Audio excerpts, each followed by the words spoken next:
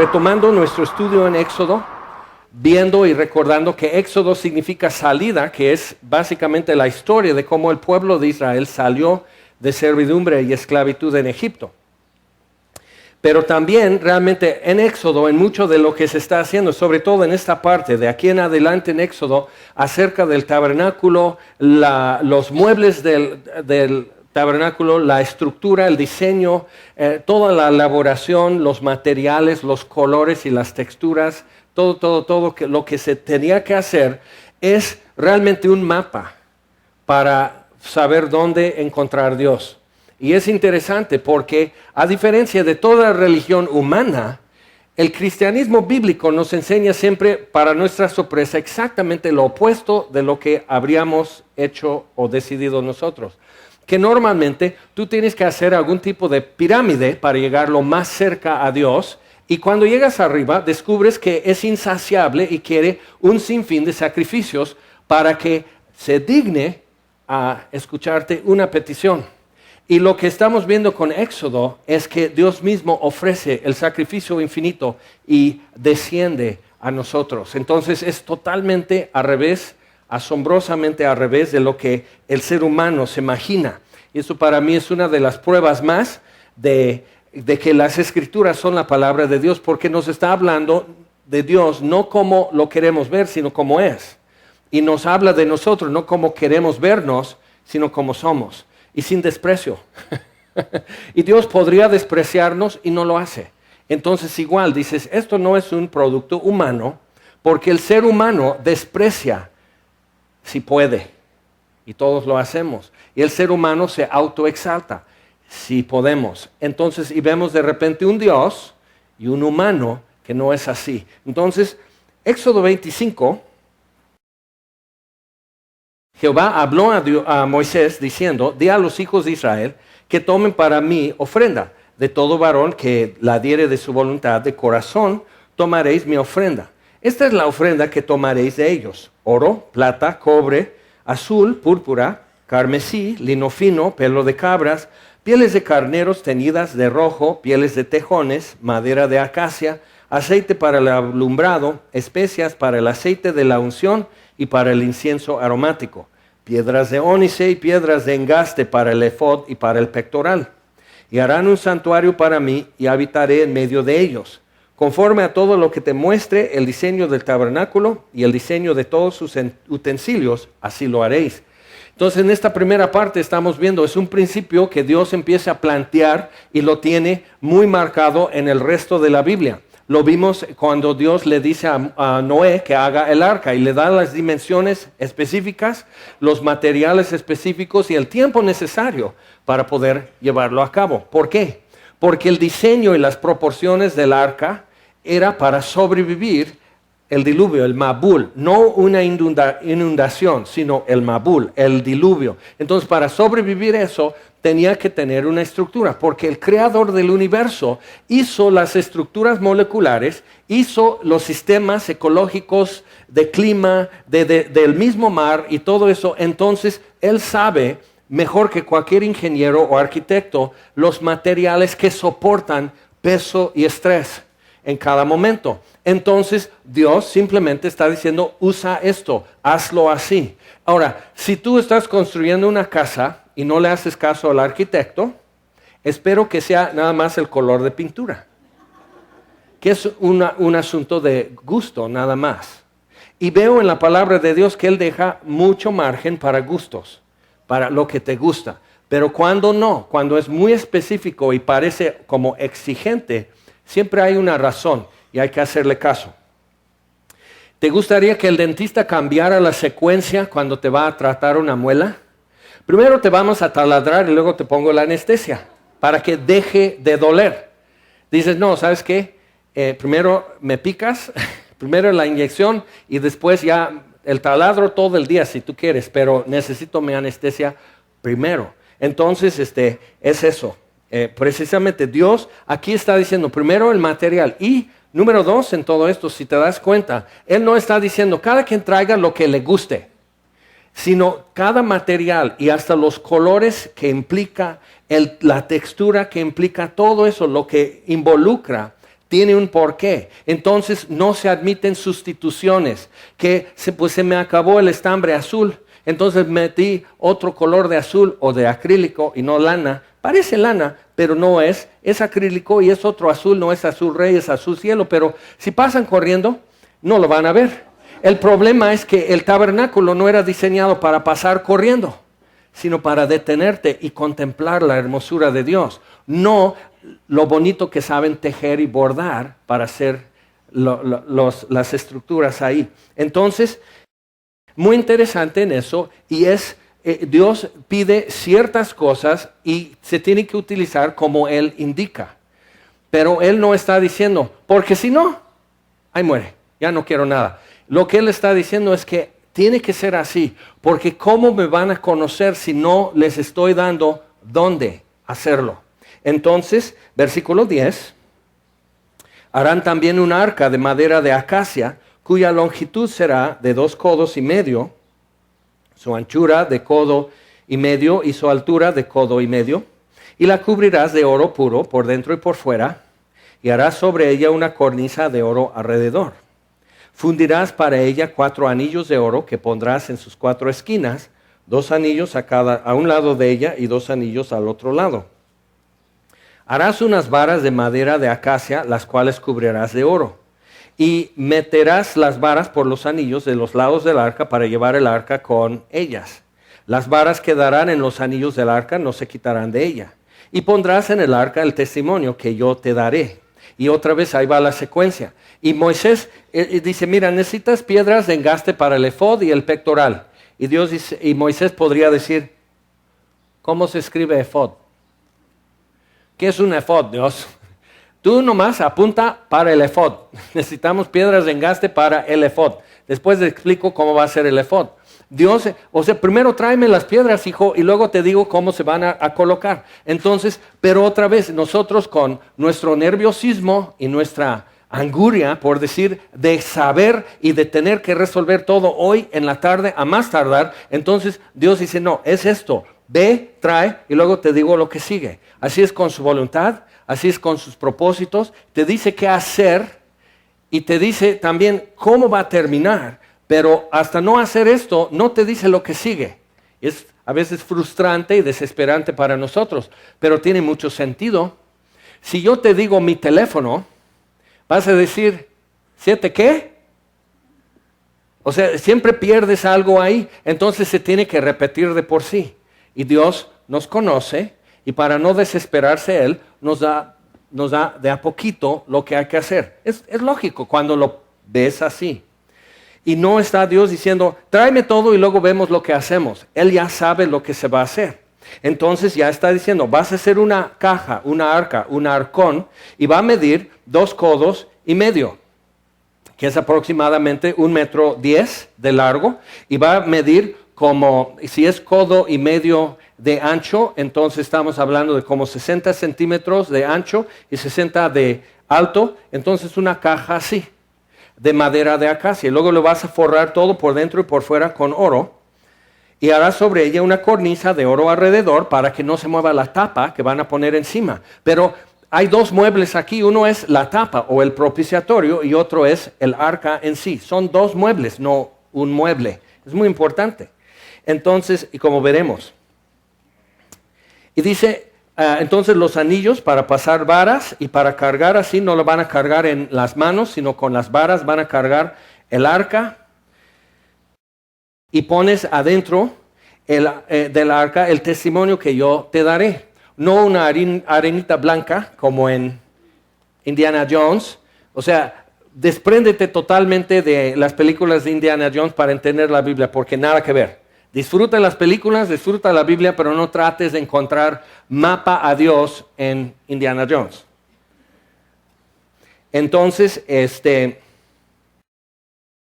ya preparando eso, dice versículo 17, harás un propiciatorio de oro fino, cuya longitud será de 2 codos y medio, y su anchura de codo y medio. Entonces igual, el propiciatorio es en efecto la tapa de esa caja, pero se está contando como 2 muebles, no como uno. Y dice, versículo 18, Harás también 2 querubines de oro, labrados a martillo, los harás en los 2 extremos del propiciatorio.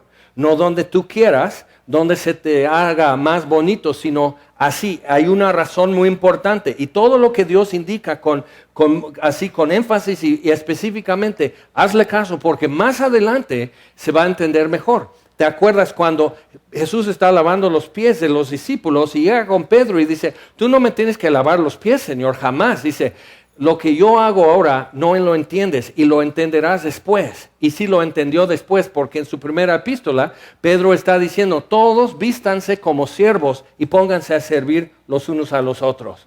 Eso es lo que él está diciendo. En 4:10 dice que el amor cubrirá una multitud de pecados. Lo experimentó en su vida, pero lo aprendió esa noche con Jesús.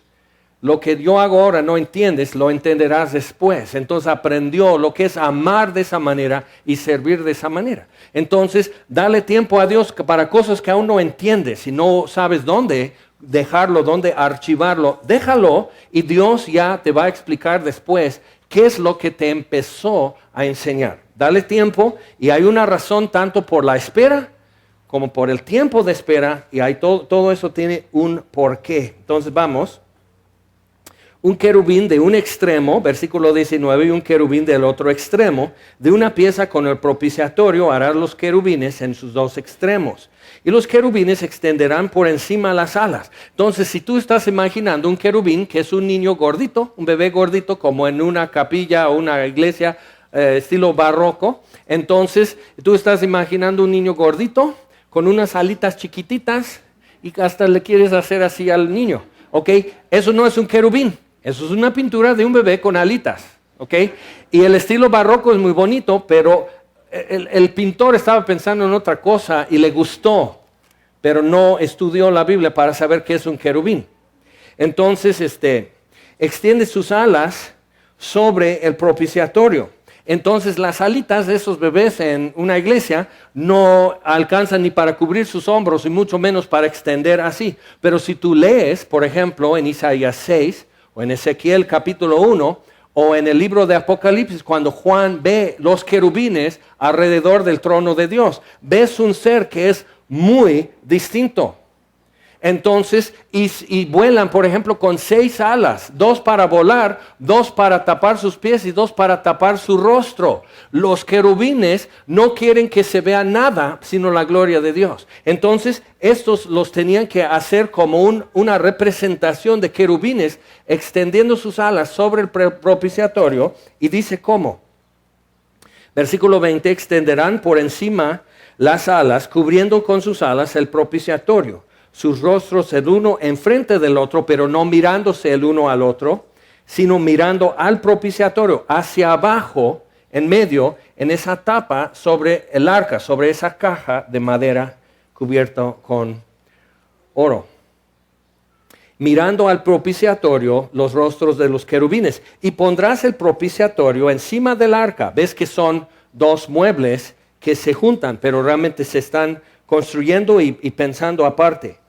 Y en el arca pondrás el testimonio que yo te daré. Otra vez el testimonio es la evidencia, lo que Dios dice acerca de sí mismo. Van a estar las tablas de piedra con los mandamientos, va a haber una olla de oro con una muestra de maná y finalmente otra cosa que van a poner ahí es la vara de Aarón que floreció, dio hoja, flor y fruto en la misma noche, así confirmando que Aarón era el que Dios designó como sumo sacerdote.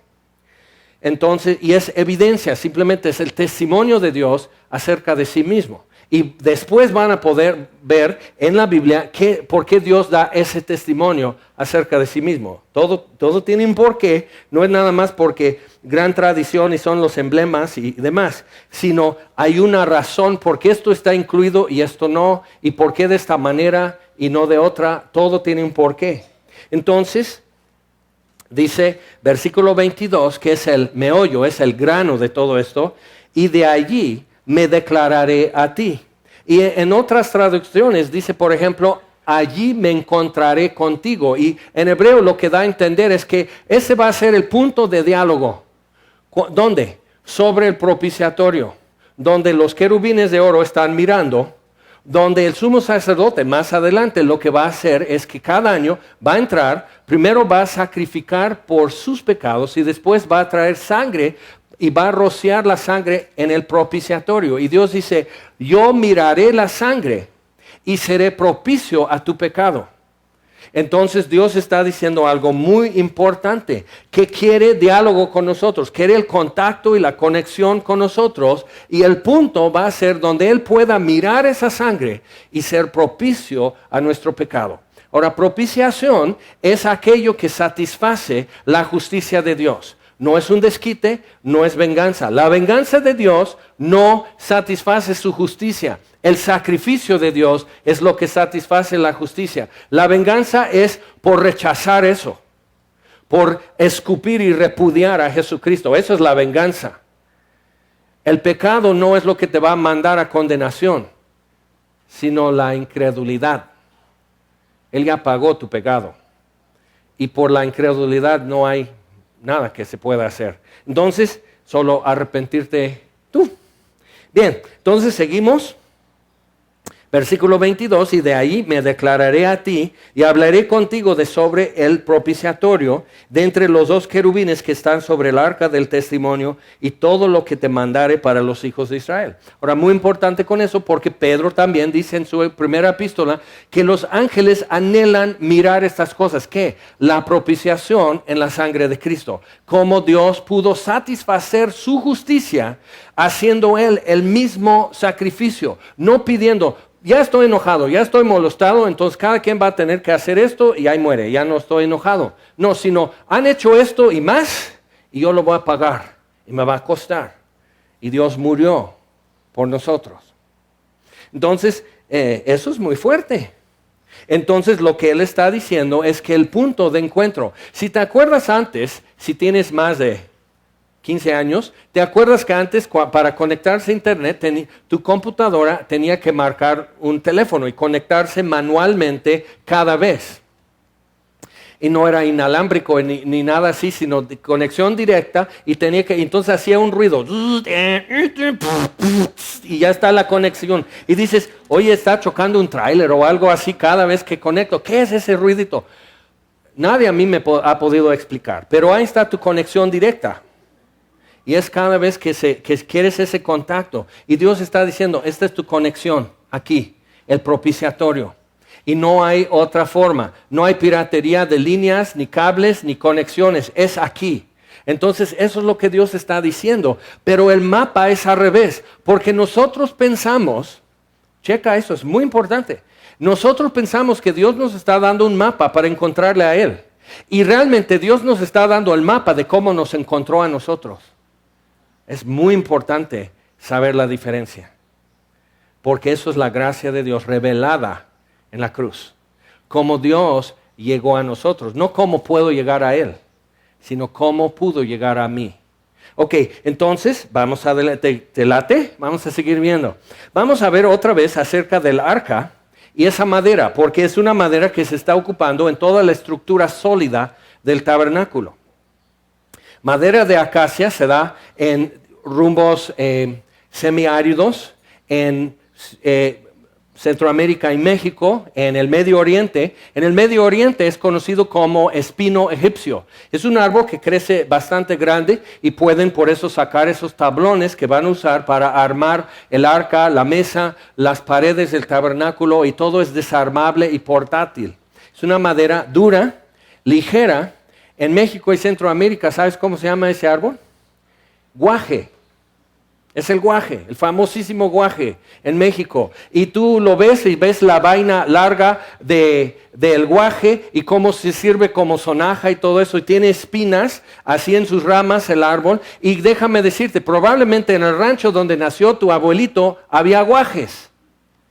Pero probablemente si vas a plantar un jardín en tu casa aquí en Cuernavaca, no vas a escoger un guaje para sembrar en tu jardín. ¿Para qué lo quiero?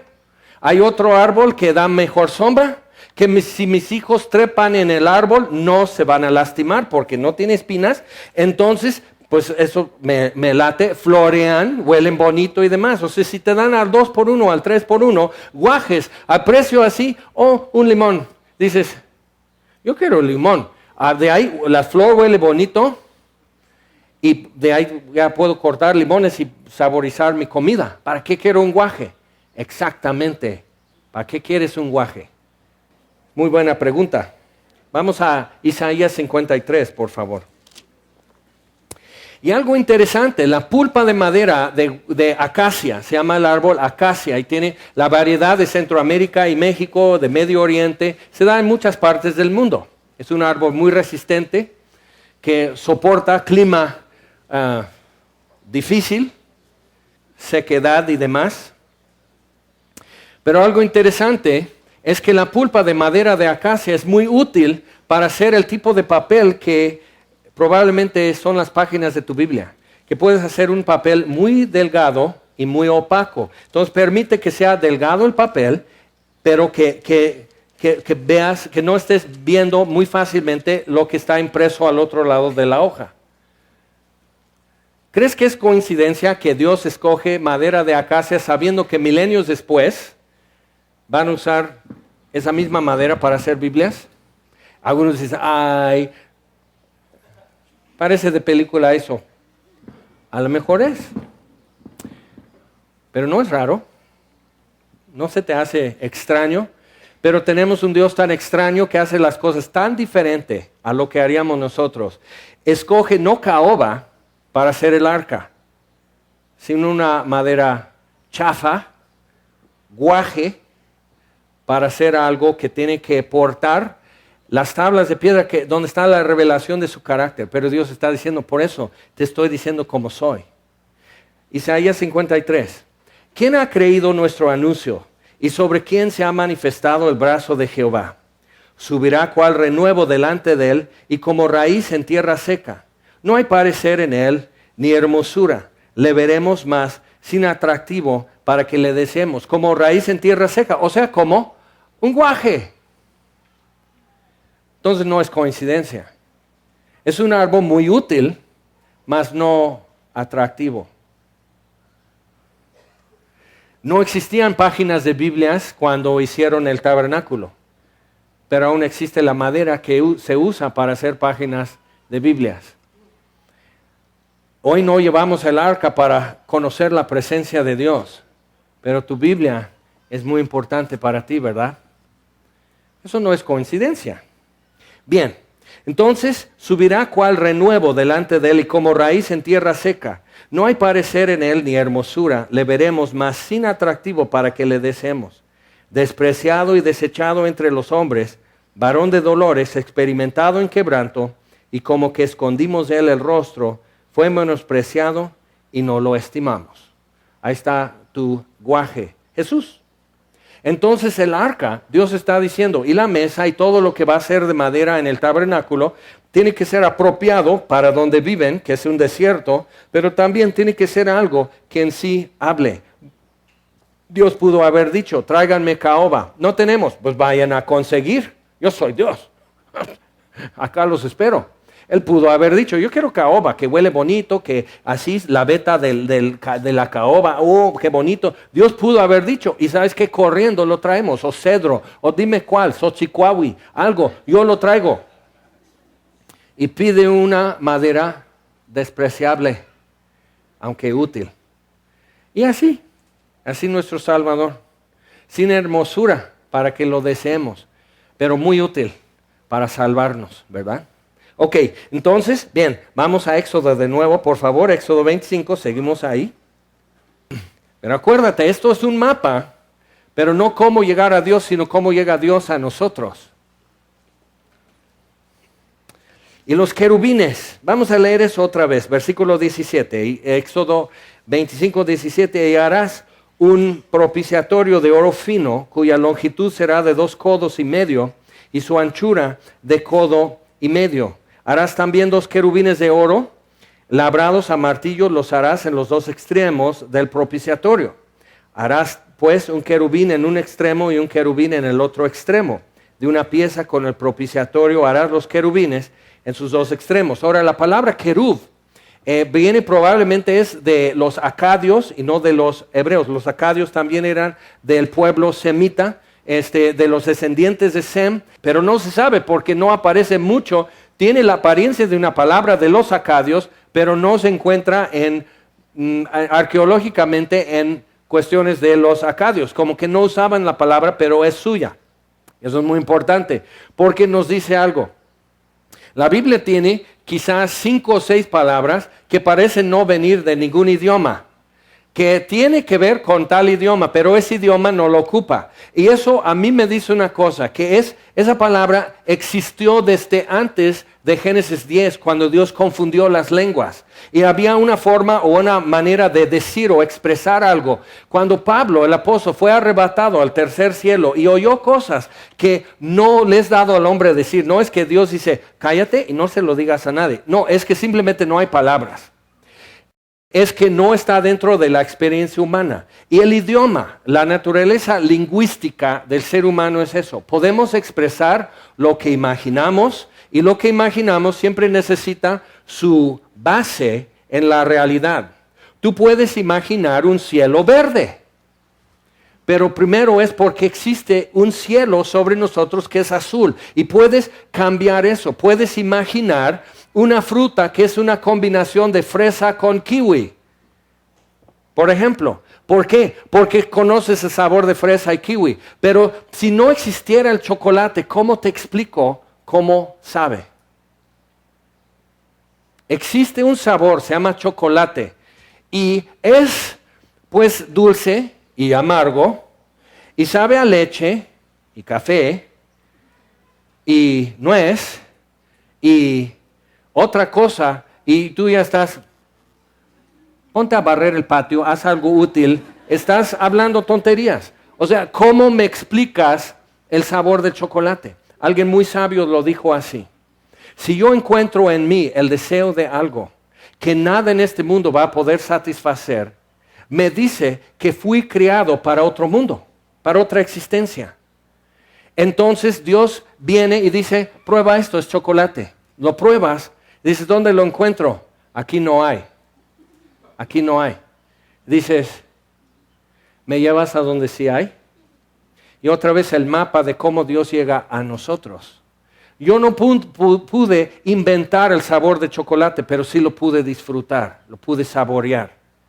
Y necesito a alguien que me lo convide. Ok, y acuérdate de eso. Bien, seguimos en Éxodo.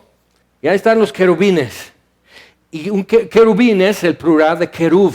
Y querub habla de protector, pero no es la palabra protección. Y los acadios tenían esa palabra para ese querub rodando por ahí. Y al rato dicen, lo tiraron, lo dejaron de usar. Mas los hebreos no. Entonces probablemente habla de algo. Ahora tú puedes ir a Ezequiel 28, donde Dios está hablando a Lucifer y dice, tú eras el querubín protector. Tú eras de estos que están representados en oro en el propiciatorio. Tú eres estos. Acuérdate que el Cordero fue inmolado desde antes de la fundación del mundo, ya destinado desde antes de la fundación del mundo. Entonces Dios ya tenía un plan de redimir la creación antes que hiciera a los ángeles. Y había un ángel que pudo mirar ese plan y no le pareció. ¿Ok? Dice, está grueso, está fuerte. Bien. Entonces es muy importante cómo recibes y cómo escuchas el Evangelio. Porque alguien lo rechazó y era un querubín. Entonces, también puedes ver en Ezequiel 1, habla de los querubines y eran 4 y portaban, así llevaban sobre ellos el trono de Dios, es lo que él ve. Pone querubín a la entrada del huerto de Edén. Entonces el trono de Dios, los querubines son los que asisten en el trono de Dios. Juan los ve en Apocalipsis y son 4 alrededor del trono de Dios y existen para alabar y cubren y hacen así el trono de Dios. No son sus guarruras, Dios no necesita ese tipo de escolta, pero asisten en el trono de Dios. Eso es su lugar y su función de los querubines. Entonces Dios está diciendo, yo aquí y estos querubines están mirando, ¿por qué van a mirar también la sangre sobre el propiciatorio. No sería que los querubines estuvieran, como en el estilo barroco, siempre en catedral, siempre están así los querubines, ¿no? Flotando así, y un listoncito y sus alitas, y viendo a Dios o algo divino. Pero aquí, ¿qué están viendo? La sangre de un carnero rociado en el propiciatorio. ¿Y qué es lo que Dios está diciendo? Ahí estoy. Cuando están mirando eso, los querubines me están mirando. Eso es muy importante para entender lo que viene. Ok, entonces va explicando todo eso acerca del propiciatorio y les pido que vayan por favor a San Juan, capítulo 20. Juan 20, en el día que Jesús resucitó, algo raro sucede entre todo eso. Cuando estás leyendo en Éxodo y ves dos querubines que están en dos extremos, si tomas tiempo para pensar en lo que estás leyendo y lees bien toda tu Biblia, de repente vas a decir, ¿dónde he visto eso? Y es muy importante, acuérdate cómo en la Pascua, la noche que salieron libres de Egipto, Dios dice, vas a degollar un cordero y lo vas a asar y no vas a quebrar hueso suyo. Y todo era detalladísimo y muy importante y se cumplió en la crucifixión. Pero cada año, desde que eran niños y cada generación y cada siglo y cada milenio, los hebreos estaban persignando con sangre sus puertas, estaban tomando la sangre de un cordero y haciendo esto y persignando sus puertas, para que al final, después de milenios, esto ya tan grabado en algo subliminal casi, en el ser de cada uno, alguien pueda ver en la cruz y decir, yo he visto este cuadro. ¿Dónde? Es la Pascua. ¿Y por qué Jesús fue crucificado en la Pascua? Dios está diciendo, ahí está, conecta, entra. Esa es la combinación, abre y entra. Entonces, muy importante, Juan 20, hay otra conexión aquí. Otra vez, Dios no está escondiéndose, sino nos está diciendo cómo me revelo, cómo llego a ti. Eso es muy importante entender. Juan 20, versículo 11. Jesús ya resucitó. Pedro y Juan ya corrieron en la tumba, no encuentran a Jesús, ven todo así como está, pero no vieron algo que María sí vio, porque ella se quedó. Eso es lo que pasa muchas veces. Lees tu Biblia 5 minutos y dices, bueno, ya, ahora voy a checar mis correos. Y así, ya cumplí. Y por no detenerte y mirar otra vez, te pierdes algo. Entonces mira lo que ella no se perdió. María estaba fuera llorando junto al sepulcro y mientras lloraba, se inclinó para mirar dentro del sepulcro y vio a 2 ángeles con vestiduras blancas. Ahora, si tú estás imaginando, cuidado con eso. Lo ves en Génesis 18 y 19, cuando Dios y 2 ángeles visitan a Abraham y comen con él. Y luego van caminando rumbo a Sodoma y Dios se detiene. Pero para Abraham y para cualquiera son 3 hombres, nada más vestidos así, comen el cabrito asado y todo con Abraham y demás. Pero Dios está hablando la promesa que de aquí a 1 año Sara va a tener un hijo. Entonces Dios está diciendo, ya sabes quién soy, Abraham. Pero estos otros 2 que están con él, ¿qué? Es muy importante. Otra vez 2 ángeles. Relaciona lo que lees en tu Biblia. Es una unidad, no son piezas, no son fragmentos, es una unidad. Entonces, Abraham está así y esos 2 van a Sodoma. Y cuando ya están sacando a Lot y su familia de Sodoma, dice que son 2 ángeles. ¿Te das cuenta? Dice, no podemos hacer nada hasta que no salgas. ¿Qué iban a hacer? Génesis 18, 19, te la dejo de tarea. Entonces, vio a 2 ángeles con vestiduras blancas. Y si estás imaginando un ángel, y siempre películas cristianas como que ponen un ángel así, en una bata blanca, una túnica blanca, pero parece como de hospital, el corte. ¿Crees que Dios no sabe de corte y confección? ¿Por qué siempre hacen eso? Todos los demás están con turbantes y muy así, y sandalias y todo, y luego 2 escapados de un manicomio, de un hospital, están en túnicas y descalzos. Se me hace raro que representen así un ángel. Pero ven eso, ven 2 ángeles de túnicas blancas. Yo creo que ella se dio cuenta después que eran ángeles, pero ese día les tenía a todos de cabeza porque Jesús resucitó. Era lo que nadie estaba planeando y pensando. Su día salió totalmente distinto a lo que ellos creían que iban a hacer ese día. María fue para terminar el sepelio, no pensando encontrar a Jesús resucitado. Y es muy común para nosotros. Dios nos sorprende simplemente cumpliendo lo que dijo que iba a hacer, y nos sorprende y nos pone de cabeza porque no era lo que yo planeaba, porque yo planeaba depresión, pérdida, dolor, tristeza y el fin de todo.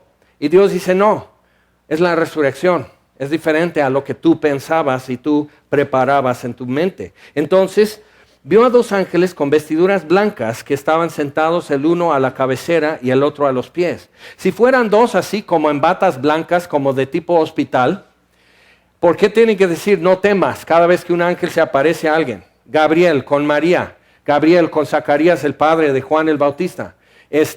No temas. ¿De qué hospital saliste? ¿Y fue porque no pagaste? O sea, no tiene sentido. Pero ¿por qué lo hacen así? ¿Y por qué tú sigues imaginándote un ángel de ese modo? Lee tu Biblia y verás, no puede ser así, tiene que ser otra cosa. Y deja el espacio vacío y no metas imaginación rara. Simplemente deja el espacio vacío hasta que Dios lo escriba con su palabra. Bien, entonces estaban sentados el uno a la cabecera y el otro a los pies, a los dos extremos. ¿Y qué están mirando? El propiciatorio. El espacio donde tendieron el cuerpo de Jesús muerto, que había muerto en la cruz. Están mirando el propiciatorio. ¿Te acuerdas en Hechos 1 cuando Jesús asciende a los cielos y los discípulos se quedan así mirando y de repente hay dos ángeles parados juntos a ellos y diciendo que están mirando? Entonces, ¿ves? Y los ángeles anhelan mirar estas cosas. ¿Y por qué el ser humano no le fascina? ¿Será porque todavía imaginamos que podemos hacer propiciación por nosotros mismos? Y por eso no nos fascina cómo Dios llega a nosotros, sino yo le quiero descubrir a Él, yo quiero llegar donde Él, sino no me satisface, no me asombra que Dios llega a mí, que no le buscaba. Bien, entonces, y le dicen, mujer, ¿por qué lloras? Y ahí estamos. Bien, pues vamos a ver otra cosita más. ¿Les parece? Bien. Vamos por favor a Mateo. Hay una parte más adelante en Éxodo que habla del velo. Y tenemos que ver con más detalle, con calma, toda la estructura, los materiales, cómo eran las lonas, las cortinas, cómo las hicieron, de qué material, cómo eran los bordados y demás. Pero el velo lo puedes encontrar ya en Éxodo 26 y por tiempo simplemente lo voy a describir rápido. Entonces era del ancho y del alto de ese espacio, como 4 metros de ancho y 4 de alto, así ese velo. Y era muy grueso y sobrebordado y acoginado con bordados orientales, todo así con las figuras de, oh, gran sorpresa, querubines.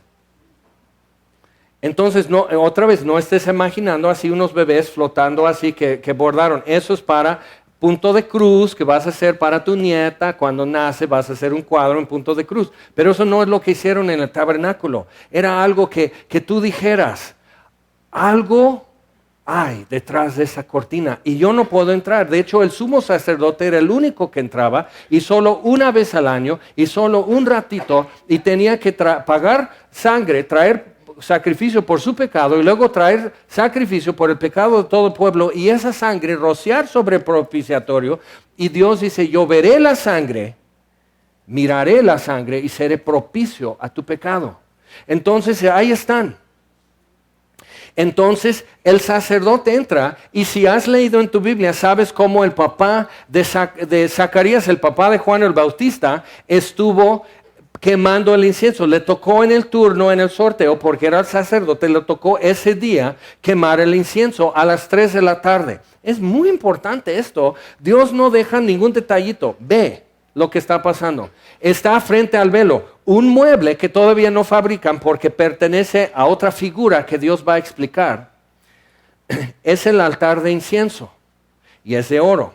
Y el altar de bronce es el de sacrificios por el pecado. El altar de bronce llegaría como a 1,35. Yo mido 4 codos, 1,80. Entonces llegaría, ¿qué te parece aquí el altar de bronce así? Y era 5 codos, yo mido 4, era 5 de ancho, así cuadrado. O sea, me podrían tender a mí en ese altar y quemarme.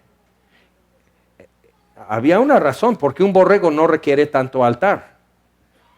Y Dios está diciendo, sí, pero hay un sustituto. Y de manera, cuando yo ya impuse mis manos, confesé mi pecado ante Dios, así el animal amarrado y tendido, entonces lo degollan y derrama sangre, toman esa sangre, lo ponen en las esquinas del altar y un poco rocían sobre mí y sobre el altar y todo, hacen todo un rito. Y yo tengo que sentir cómo es cuando muere el animal. Y tienes que poner tus manos en la cabeza de Jesús y confesar tu pecado y decir, acepto y admito que tú eres mi sustituto. Y muere por mí. Y por eso es muy serio y dice en Hebreos que no hay que crucificar de nuevo para uno mismo el Hijo de Dios. No hay que estar tomando como algo muy ligero, que pequé pero otra vez voy por el perdón. Sino hay que, ¿cómo es si tú has captado lo que Él hizo por ti? El pecado ya empieza a perder su atractivo. Dices, no, eso le hizo a Jesús esto. No, lo amo. Ya no voy a ser partícipe de lo que le desfiguró a Él. Entonces, Mateo 27, Juan el Bautista, su papá está ahí y el ángel Gabriel, el mismo que apareció a María para decirle que iban a ser Jesús, se aparece con Zacarías, el padre de Juan el Bautista, el profeta que preparó el camino para Jesús. Y él está quemando el incienso a las 3 de la tarde, acuérdate, a las 3 de la tarde, la hora novena. La misma hora que Juan y Pedro están subiendo al templo a la hora novena, a las 3 de la tarde, la hora de oración y de quemar el incienso.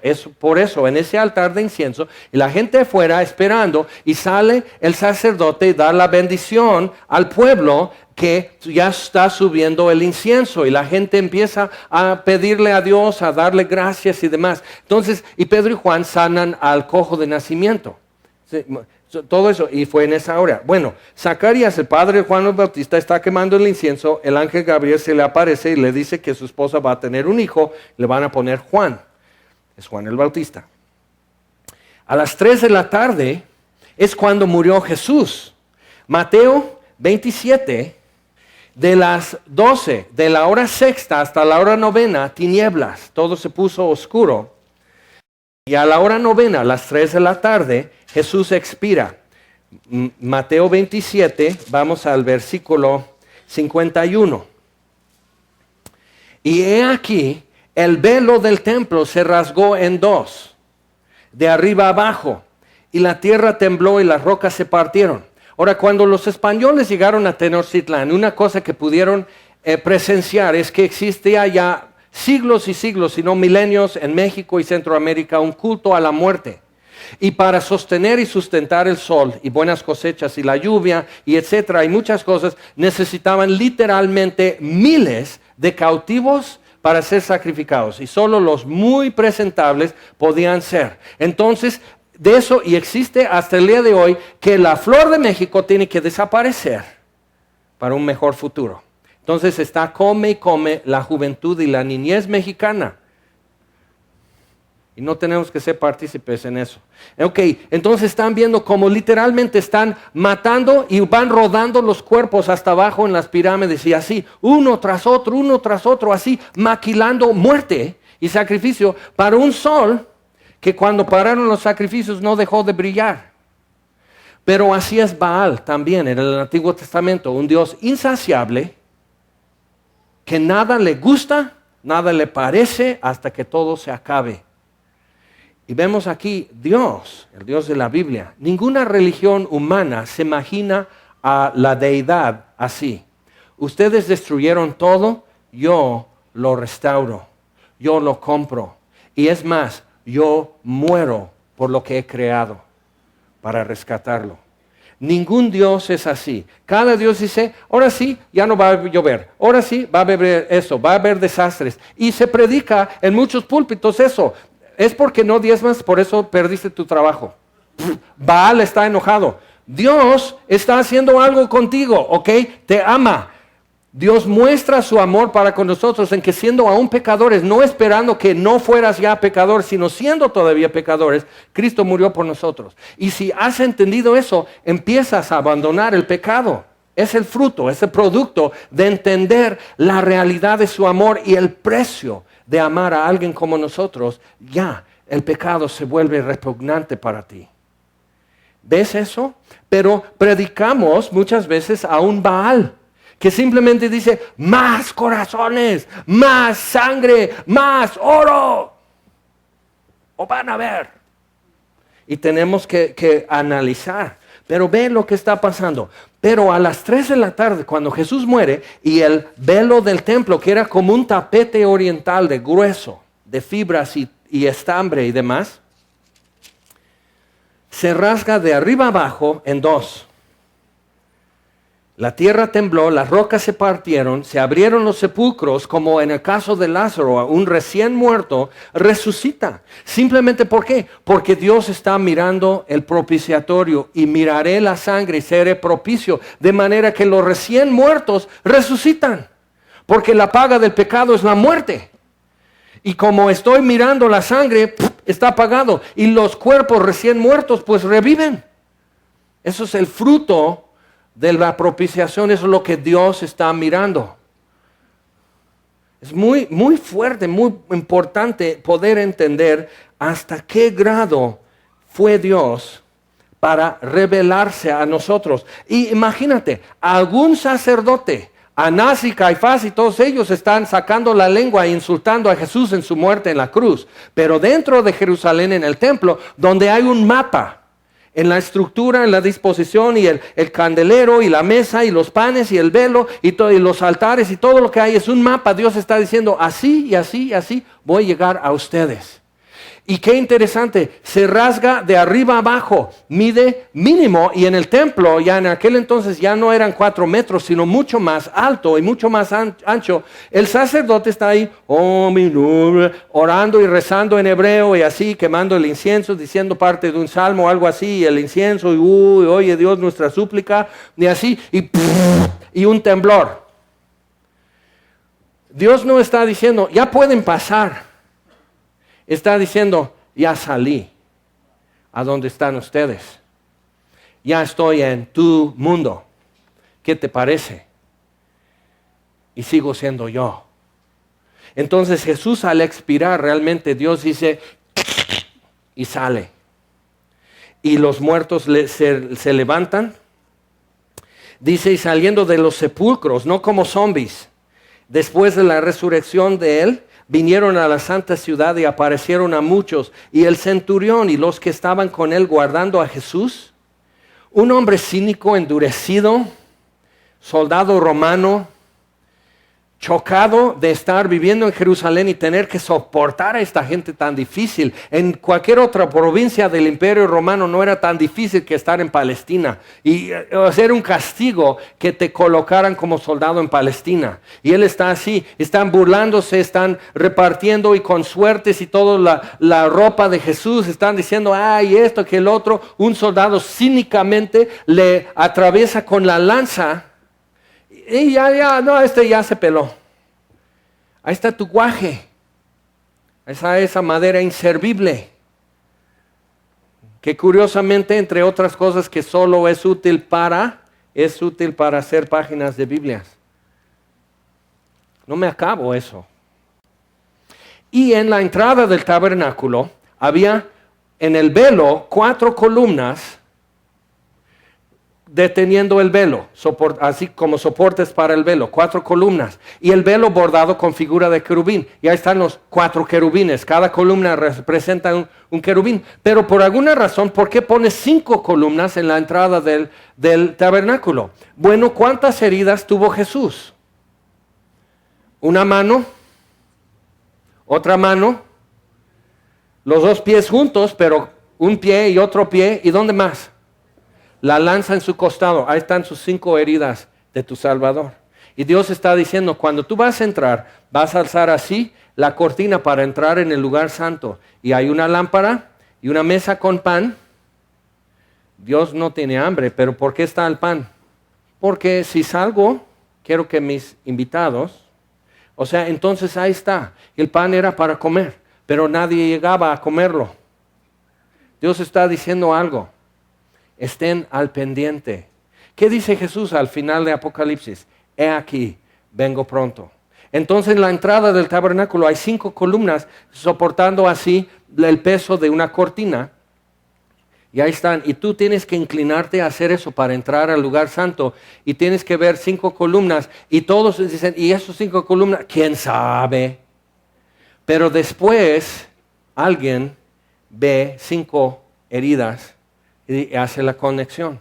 Alguien ve 4 columnas con los querubines y hace una conexión. Alguien ve una puerta persignada con sangre de un cordero y hace una conexión. Alguien está preguntándose, nunca he visto este papel en una papelería.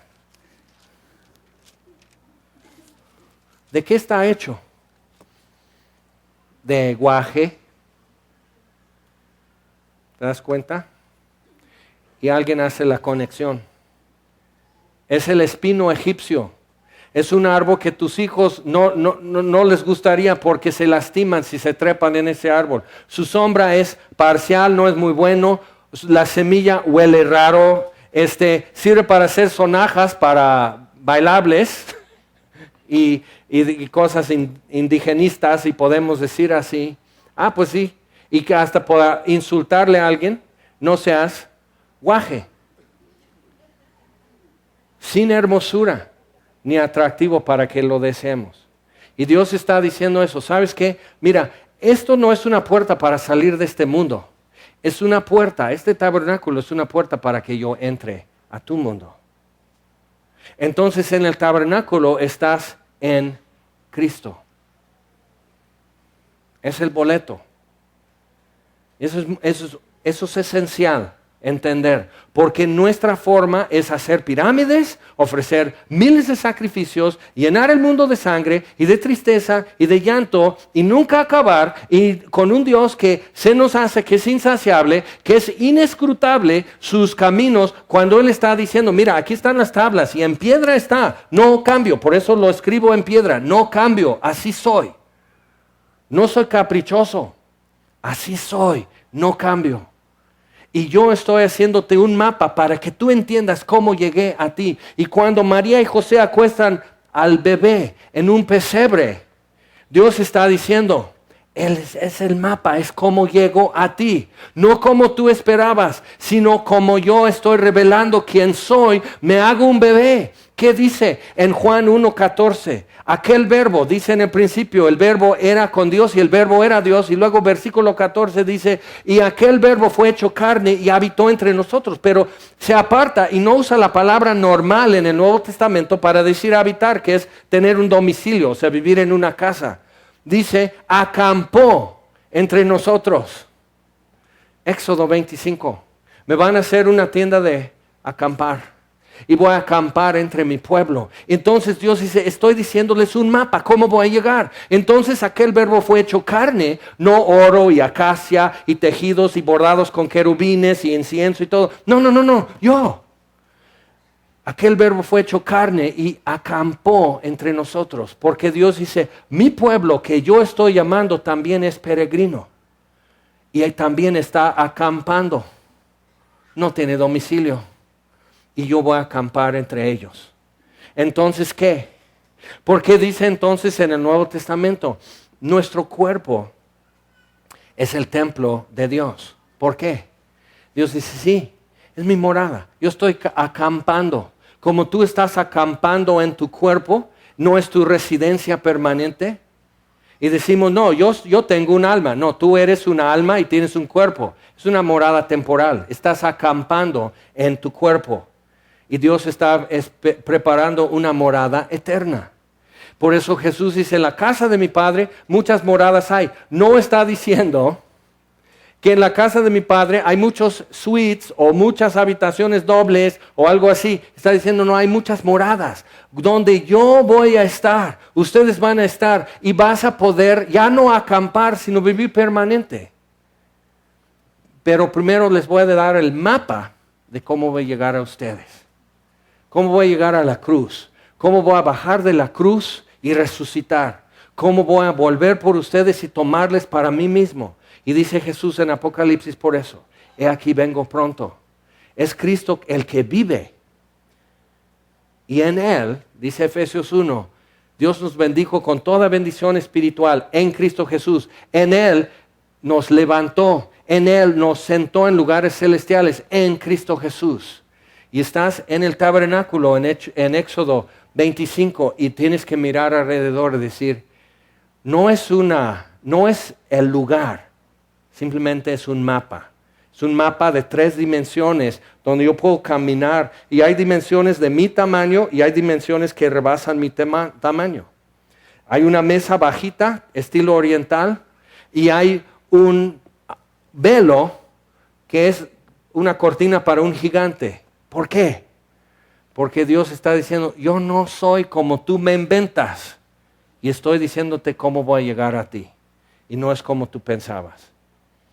Pero qué bueno que pudo llegar.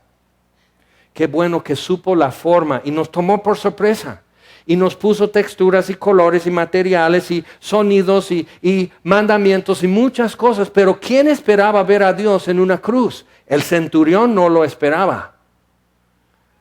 Y tú y yo no lo esperábamos tampoco, así como no lo esperábamos ver en un pesebre, menos en una cruz. Y no esperábamos, como los discípulos, ya sabiendo que había muerto Jesús, no esperaban verlo resucitado. Pero, ¿qué esperas hoy, después de escuchar todo eso, leer con tus ojos lo que dice la palabra? ¿Qué esperas ahora? ¿Entiendes cómo llegó Dios a nosotros? Entonces solo resta alzar la cortina, pero para eso tienes que agacharte, tienes que doblarte y tienes que hacerte más chaparro y hacer así. ¿Por qué te enseñaron a hacer eso en la iglesia? Hacer reverencia. Te estaban preparando para poder, y Dios dice, allí me encontraré contigo. Y sobre el propiciatorio hablaré contigo. Dios nos estaba preparando. Y dice, sí, ay, qué fea religión. No, hijo, Dios te estaba preparando para conocerle. Y te estaba dando el mapa. ¿Ahora?